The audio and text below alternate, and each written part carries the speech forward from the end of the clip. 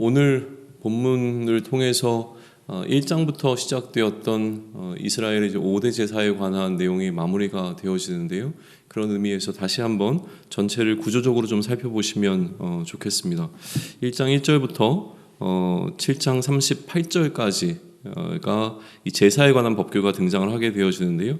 크게 두 파트로 나뉘어집니다. 첫 번째는 백성들, 그러니까 일반적으로 이 제사를 어떻게 드릴 것인가에 대한 일반 규정에 관한 부분들이 전반부에 등장하고요. 후반부, 특히 6장과 7장에 보게 되어지면 이제 제사장의 입장에서, 제사장의 관점에서 이 제사들을 어떻게 집례할 것인가에 좀 포커스를 맞춰서 두 차례에 걸쳐서 이 5가지의 제사, 다시 얘기하면 번제, 소제, 또 화목제, 속죄제, 속건제라고 하는 이 5대 제사에 관한 내용이 두 차례에 걸쳐서 지금 기록이 좀 되고 있습니다. 특별히 1장부터 7장까지의 이 구조를 조금 더 상세하게 보게 되어지면 1장에서는 번제에 관한 내용을, 2장에서는 소제에 관한 내용을, 그리고 3장에서는 화목제에 관한 내용을, 4장에서는 속죄제, 그리고 5장부터 이제 6장 전반부까지는 속건제에 관한 이야기가 기록이 되어 있고요. 또 6장 나머지 파트와 7장에서는 그 아론과 그의 자손들, 다시 얘기하면 제사장들에게 주어진 제사의 지침들이 기록이 되어져 있는데, 흐름을 보게 되면 6장 8절부터 13절까지는 번제, 그리고 14절로부터 23절은 소제, 6장 24절부터 30절까지는 속죄제, 7장 1절로부터 10절까지는 속건제, 7장 11절로부터 어떻게 보면 거의 끝에까지를 화목제라고 보셔도 좀 무관할 것 같습니다.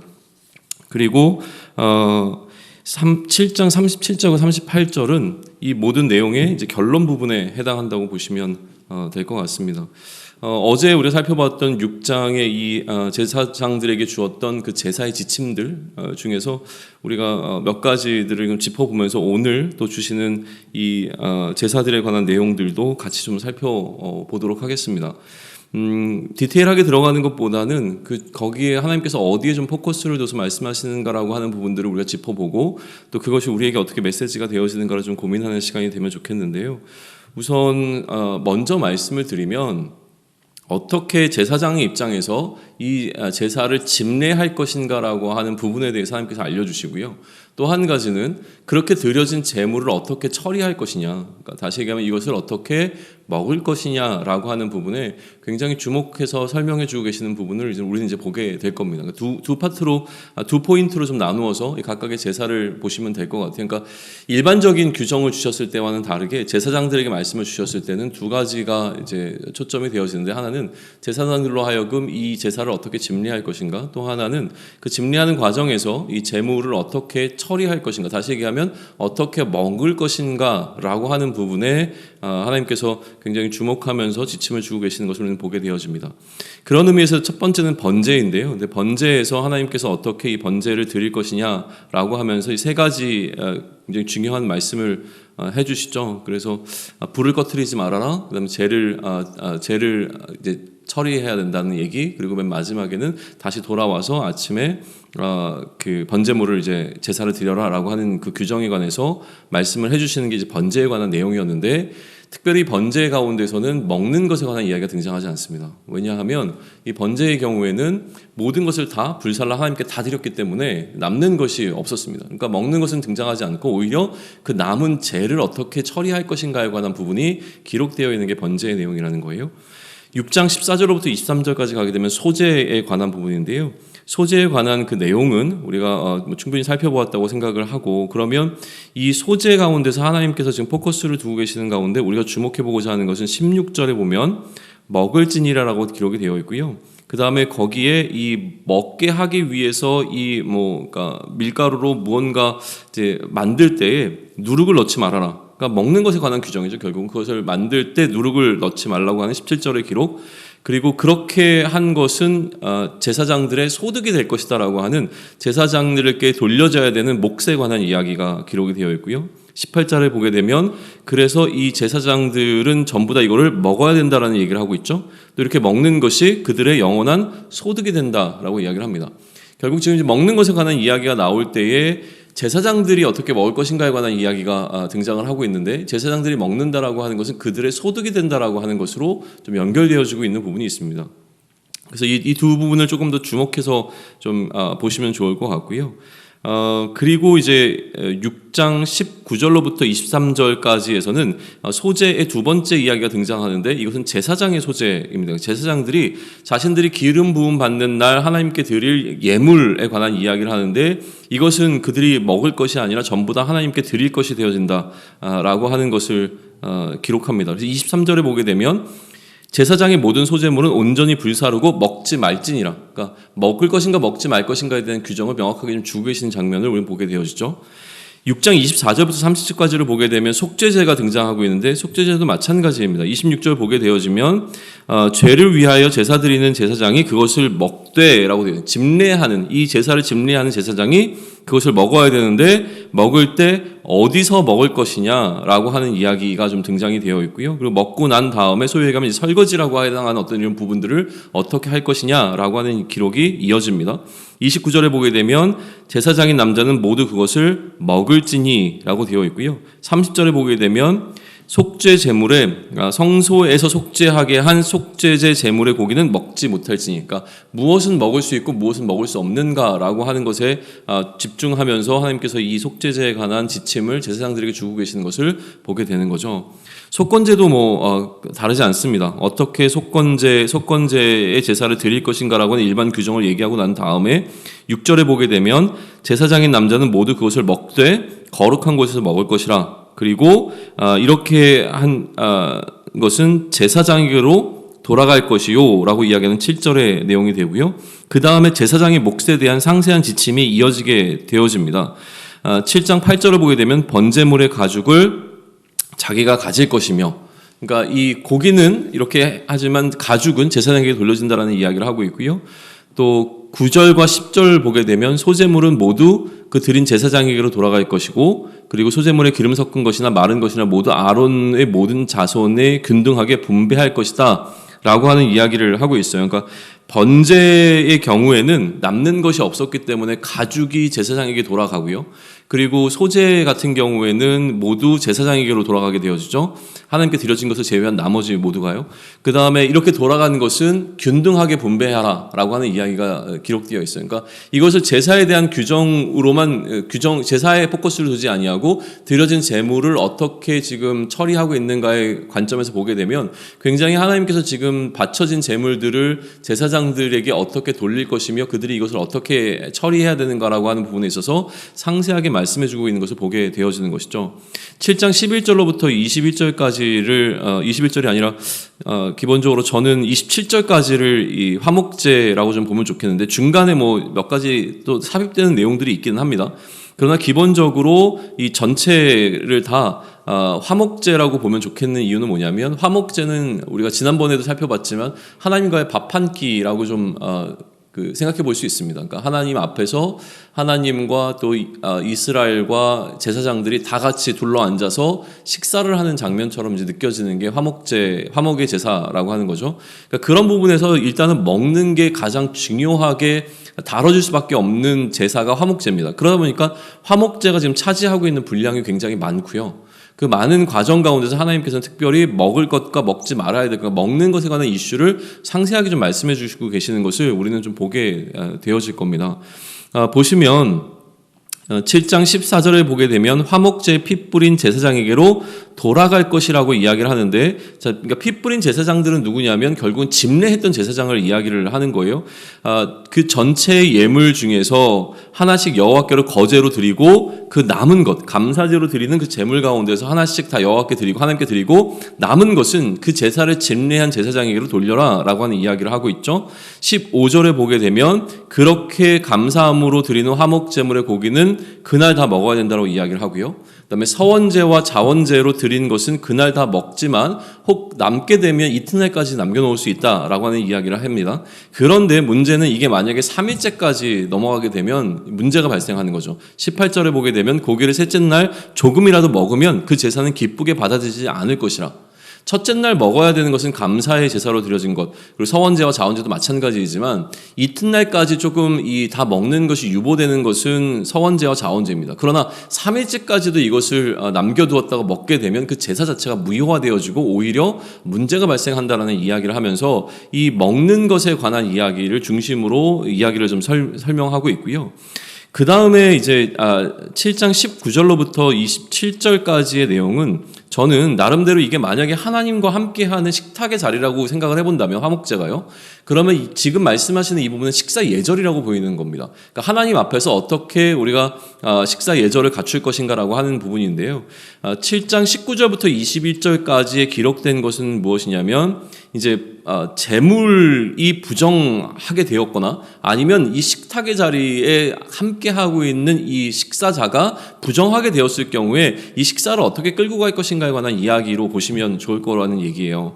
그러니까 재물이 부정하게 된 경우라면 그것은 먹지 말고 다 불살라 버려라는 거죠. 음식이 나왔는데 예를 들자면 상했습니다. 상했는데도 불구하고 이걸 먹어야 되는 것이 아니라 상했으면 다 전부 다 불살라서 버리라라고 하는 거죠. 아까워하지 말고 다 버리라는 것이고, 그 다음에 먹는 사람이 부정하게 된 경우에, 그러니까 상했다는 얘기가 아닙니다. 부정한 물건에 접촉되었으면 먹지 말라. 그 고기가 부정해졌으면 먹지 말라는 겁니다.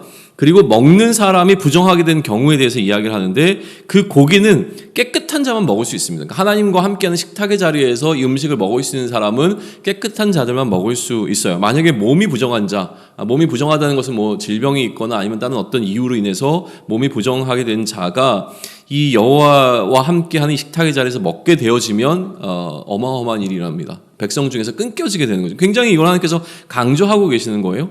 또 만일 누구든지 21절입니다. 부정한 것 곧 사람의 부정이나 부정한 짐승이나 부정하고 가증한 무슨 물건을 만지고 여호와께 속한 화목 제물의 고기를 먹으면 그 사람도 자기 백성 중에 끊어진다는 거죠. 그러니까 이 식탁의 예절을 제대로 지키지 못하면 단순히 그 식사의 자리에서 물러나게 되는 것이 아니라 하나님의 백성 가운데서 끊어지게 되어지는 굉장히 엄중한 이야기를 하고 계신다는 거예요. 먹는 것에 있어서 굉장히 신중하고 이 정결함이라고 하는 이슈를 어떻게까지 우리가 생각하고 끌고 가야 되는가라고 하는 그 무게감을 느끼게 해주는 부분이죠. 그리고 또 하나 식사의 자리에서 두 번째 카테고리가 있는데 그것은 무엇이냐면 먹지 말아야 할 것에 관한 이야기입니다. 아까는 이제 먹어야 되는 음식이 부정하게 된 경우, 또 먹을 사람이 부정하게 된 경우를 이야기한다면 처음부터 아예 먹지 말아야 할 것이 있는데 그것은 무엇이냐면 기름과 피라고 하는 거예요. 그죠? 그래서 피도 먹으면 안 되고 기름도 먹으면 안 된다는 이야기를 합니다. 22절부터 25절까지는 기름을 먹지 말라고 이야기하고, 만약에 기름을 먹을 경우에 25절 끝에 보면 마찬가지로 자기 백성 중에서 끊어지게 될 것이라고 말씀하시죠. 기름도 마찬가지입니다. 피도 마찬가지입니다. 26절 끝에 보면 피를 먹지 말라고 이야기하시죠. 피를 먹게 되면 27절에 뭐라고 이야기하십니까? 다 자기 백성 중에서 끊어지게 될 것이다 이야기를 합니다.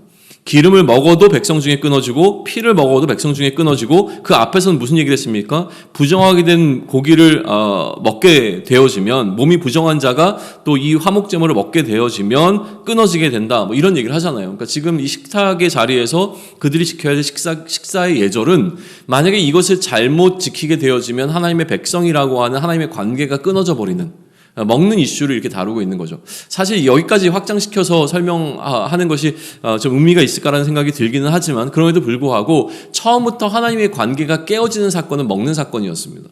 먹지 말아야 할 것을 먹게 되었을 때 하나님과의 관계가 끊어졌다면, 지금은 하나님이 이렇게 먹을 것과 먹지 말아야 될 것이라고 하는 명확한 규정을 통하여서 그들이 내 백성 가운데서 끊어지지 않을 수 있는 어떤 규정을 다시 한번 말씀해주고 있는 부분에 우리는 나름대로 의미를 두고 해석해 볼 수 있지 않을까라는 제안을 좀 드립니다.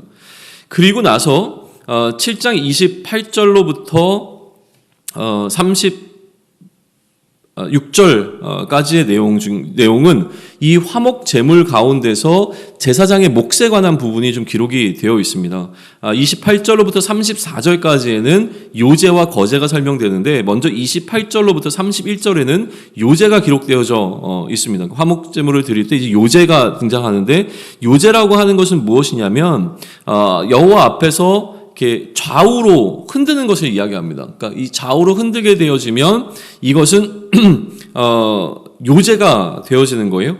그렇게 좌우로 흔들어서 이것을 요제로 삼아서 기름은 제단 위에 불사르고 가슴은 아론과 그의 제사장에게 돌려라라는 이야기를 하고 있고요. 거제는 무엇이냐면, 이제 기름과 가슴이 요제를 위한 것이었다고 한다면, 거제는 오른쪽 뒷다리거든요. 오른쪽 뒷다리를 들어 올리는 행위입니다.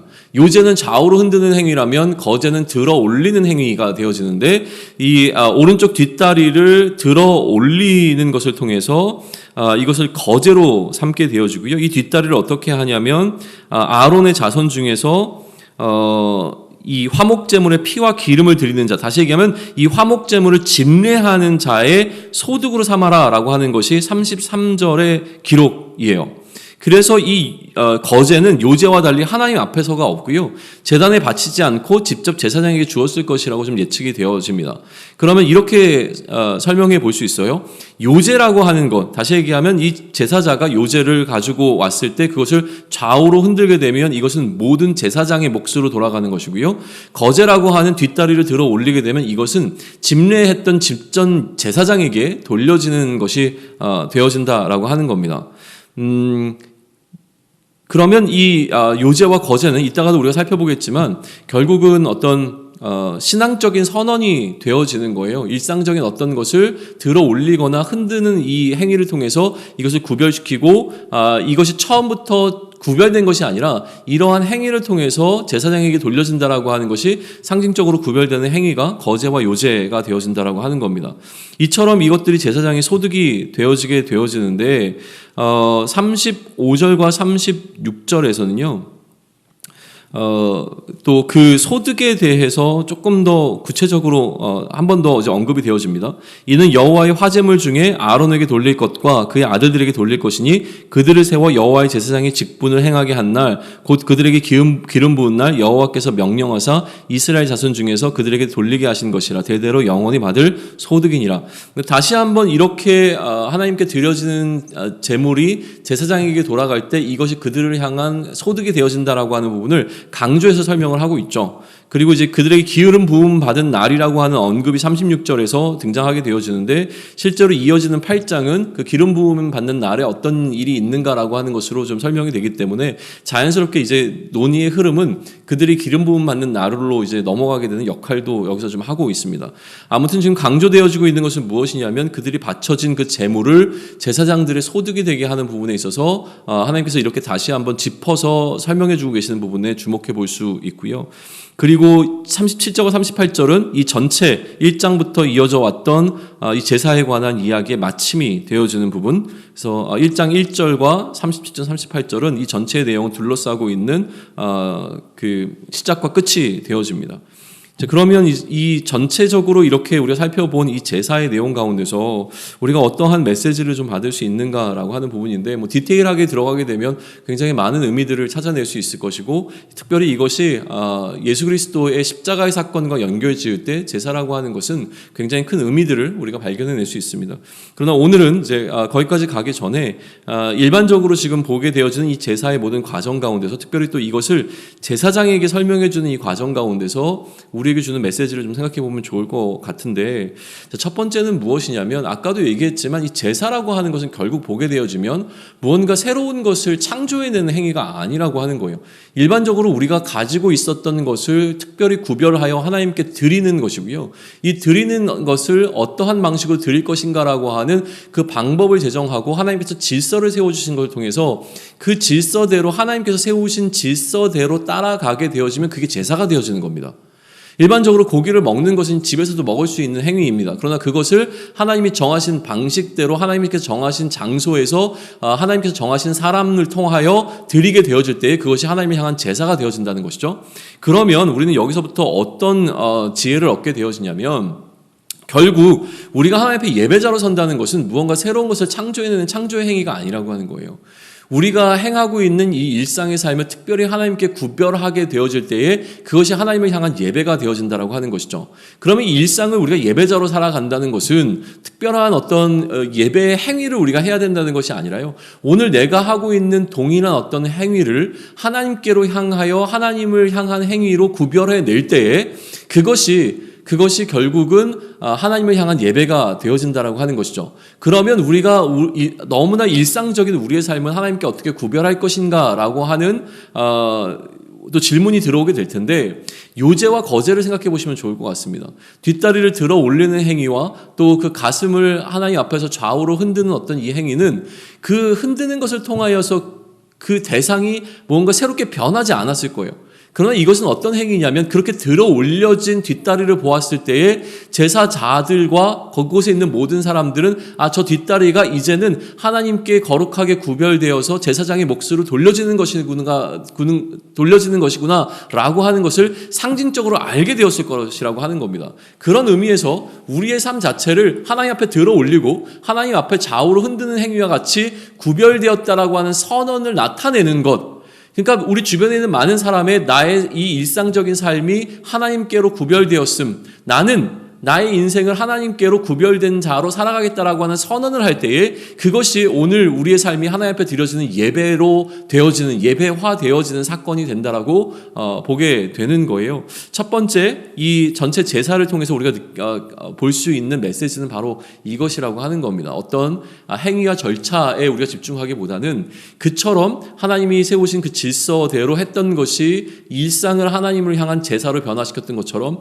오늘 우리가 살아가는 이 일상을 하나님 앞에 예배로 쓰기 위해선 우리의 일상을 구별하여 이것이 하나님을 향한 것이라고 하는 그 선언이 이루어질 때에 우리의 모든 삶은 하나님을 향한 예배가 되어질 줄로 믿는다라고 하는 겁니다.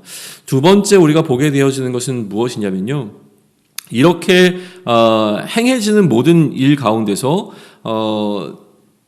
제사장의 역할과 이스라엘의 역할이 굉장히 강조되고 있는 부분을 우리는 좀 보게 되어집니다.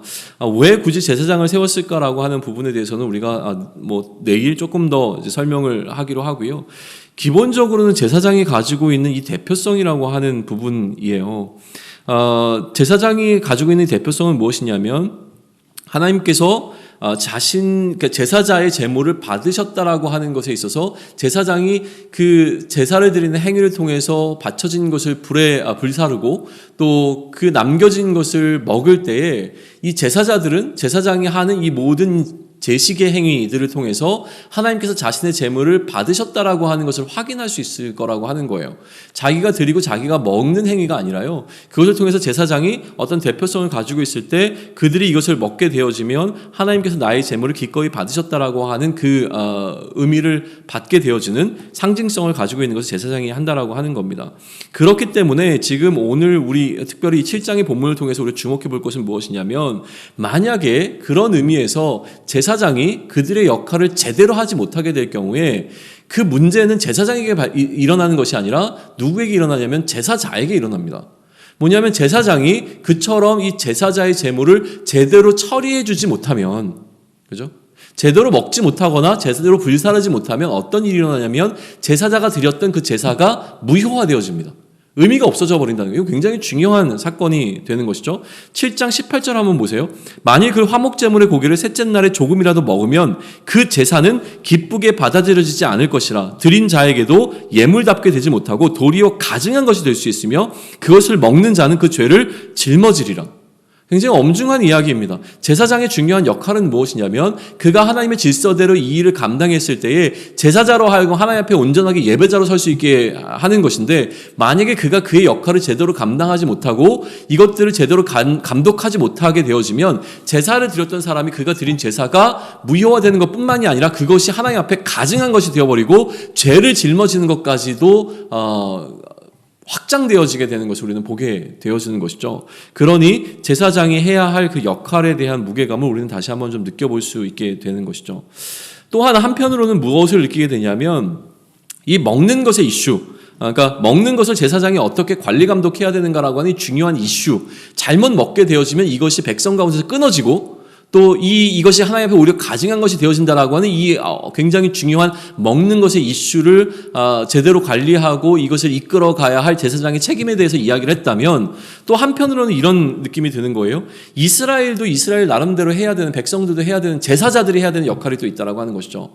왜 그러냐면 이 먹는 것의 이슈를 하나님께서는 단순히 먹는 것을 끝나는 것이 아니라 이 먹는 것이 제사장의 소유가 되어지는, 제사장의 소득이 되어지는 것으로 이 연결시켜주고 계시는 장면을 우리는 굉장히 많이 보게 되는 것이죠. 이것이 그들의 영원한 소득이 될 것이다. 이것이 그들에게 영원한 몫이 되어질 것이다. 라고 하는 이야기를 계속 해주신다라고 하는 거예요. 그러면 제사장의 몫은, 제사장의 소득은 누구에게 달려있냐면 제사장이 스스로 할 수 있는 것이 아니라 그것을 가지고 나오는 제사자들에게 달려 있습니다.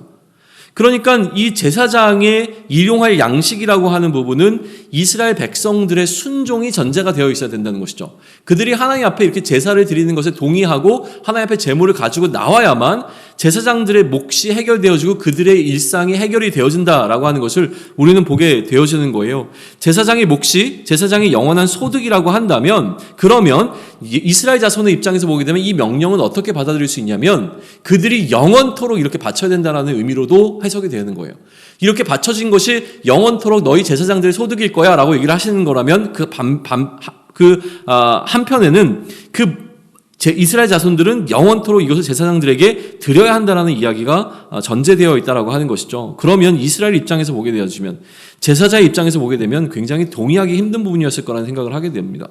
뭐냐 하면 계속 내가 이거를 나를 위해서 드린다는 느낌보다도 내가 드리면 제사장들을 위해서 드린다는 생각을 갖게 되어지는 지점들이 있기 때문에 불편했을 것이고, 그렇기 때문에 아마도 이처럼 대단히 강조하고 있는 것이 아닌가라는 생각을 갖게 한다는 거예요. 이스라엘 백성들이 참 지키지 못할 부분이기 때문에 하나님께서는 이 부분을 강조하시면서 이것이 왜 제사장들에게 소득이 되는가라고 하는 것을 여러 번에 걸쳐서 이러한 방식으로 알려주고 계신다는 생각을 갖게 합니다. 제사장의 몫은 결국 제사장을 향한 복종이 아니라 하나님에 대한 순종이라고 하는 것을 가르쳐 주시는 것이죠. 그래서 이스라엘 백성들의 신앙적인 결단이 필요함을 알려주는 겁니다. 이스라엘 백성들이 제물을 하나님께 갖고 나올 때에 이것은 제사장들에 대한 복종이나 그들을 먹여 살리기 위한 어떤 이런 것에 우선권이 있는 것이 아니라 하나님께서 그들에게 주셨던 그 명령에 순종하는 순종함에 대한 신앙적인 결단을 통해서 가지고 나와야 되는 행위이고요. 그렇게 가지고 나올 때에 그것이 제사장의 몫이 되어진다라고 하는 부분으로 오늘 본문까지가 설명이 되어지는 겁니다. 그러면 이제 마지막으로 우리가 오늘을 살아가면서 우리 예배자로 서야 할 것, 또 우리에게 제사장의 역할과 이스라엘 자손처럼 예배자의 역할이 있다라고 하는 것을 함께 묵상해 본 것과 아울러서 우리는 이 생각을 좀 해볼 수 있을 것 같습니다. 결국 하나님께서는 제사장을 세우시고 제사장에게 그 제사장으로서의 사명을 맡기셨다라고 하는 부분이에요. 제사장이 그 맡은 사명을 잘 감당하는 것이 굉장히 중요합니다. 이스라엘은 안 부르셨는가? 이스라엘도 하나님을 제사하는 제사자로서 하나님께서 부르셨고, 제사자는 제사자의 사명을 감당할 때에 그럴 때 제사장에게 그 영향력이 흘러가게 되는 것을 우리는 보게 된다는 것이죠. 결국 우리는 하나님의 부르심에 합당한 그 일들을 해야 하는 것이라고 하는 거예요. 얼마 전에 만났던 어떤 목사님과 대화하는 가운데 그분이 하셨던 굉장히 중요한 이야기가 좀 기억이 났습니다. 그것은 무엇이냐면 우리는 하나님의 심부름꾼이라고 하는 표현을 좀 사용하셨어요. 생각해봐라. 우리가 초등학교 다닐 때 선생님이 우리를 부르실 때에 그냥 부르시는 경우가 없다. 아이들을 불러서 누구야 일로 와봐라 라고 얘기했을 때는 반드시 그에게 뭔가를 부탁하고 심부름시키기 위해서 부르신다. 어디 가서 뭘 좀 가져와라, 칠판을 지워라, 아니면은 뭐 물을 좀 떠갖고 와라, 애들에게 뭐를 얘기해라, 누구를 불러와라 라고 하는 어떤 심부름을 시키기 위해서 누군가를 부르지, 부르고 난 다음에 그냥 한번 불러봤어라고 하는 경우는 없다라고 하는 것이죠. 하다못해 초등학교 선생님이 초등학생을 부를 때도 무언가 분명한 목적을 가지고 부르게 되는데, 하나님께서 우리를 부르셨다라고 한다면 우리를 부르신 분명한 이유가 있지 않겠느냐. 그 사명에 대해서 깊이 생각해 봐야 된다는 이야기를 하셨을 때 저는 굉장히 공감이 되었던 기억이 왔습니다. 초등학생을 부르실 때도 무언가 거기에 사명이 있다면 하나님께서 우리를 부르실 때는 그 사명이 분명하게 있는 것이죠. 그런데 우리가 그 사명을 잘 감당하지 못하는 이유가 무엇이겠습니까? 오늘 본문을 통해서는 두 가지를 생각하게 되는데, 첫 번째는 그 중요성을 실감하지 못하기 때문이 아닐까라는 생각을 합니다. 내가 지금 감당하고 있는 이 역할이 이스라엘 백성들에게 얼마나 중요한 것인지를 깨닫지 못하면 제사장은 그가 하는 행위에 소홀할 수밖에 없습니다. 그러니 그가 하는 행위가 얼마나 중요한 행위인지를 알게 되는 것이 이 일을 감당함에 있어서 굉장히 중요한 포인트가 되어지는 것이죠. 또 하나, 이 일의 중요성을 실감하지 못하는 것뿐만이 아니라 이 일에 대해서 내가 동의하지 못하면 나는 이 일에 성실하지 못합니다. 이스라엘 백성들이 실제로 그들이 하나님 앞에 왜 이렇게 제사를 드려야 되는가에 대해서 동의할 수 없다면, 그렇다면 이 제사는 드려지지 않았을 겁니다. 그러니까 그런 의미에서 보게 되어지면 우리를 부르셨을 때에 우리를 부르신 그 부르심의 무게를 우리가 실감해야 하는 것이고요. 그 부르심에 우리가 동의하는 것이 필요합니다. 오늘도 하나님께서는 그리스도로 말미암아 우리를 그리스도인으로 부르셨습니다. 예수 그리스도의 길을 따라가게 부르셨는데요. 그 역할을 우리가 감당할 때에 우리에게 맡겨진 이 사명을 사명이 얼마나 중요한 것인지, 나의 사명을 통하여서 생명이 어떻게 흘러가고 있는지, 내가 이 사명에 잘 감당하지 못할 때에 누군가에게 정말 너무나 끔찍한 일이 일어날 수도 있음에 대해서 우리는 그 경고를 엄중하게 받았으면 좋겠고요. 또 내가 그리스도인으로 하나님 앞에 순종하고 섬겨야 되는 그 일에 있어서 내 생각과 내 판단에 의해서 나에게 이익이 되지 않는다라고 하는 기준 속에서 이것을 동의되지 않아서 폐기할 것이 아니라, 나에게 내 생각이 동의가 되지 않아도 이것을 맡기신 분에게 순종하며 내가 생각할 수 없는 부분까지 생각하시는 그 하나님 앞에 나의 모든 삶을 내어드릴 수 있는 오늘이 되기를 축원합니다. 아멘.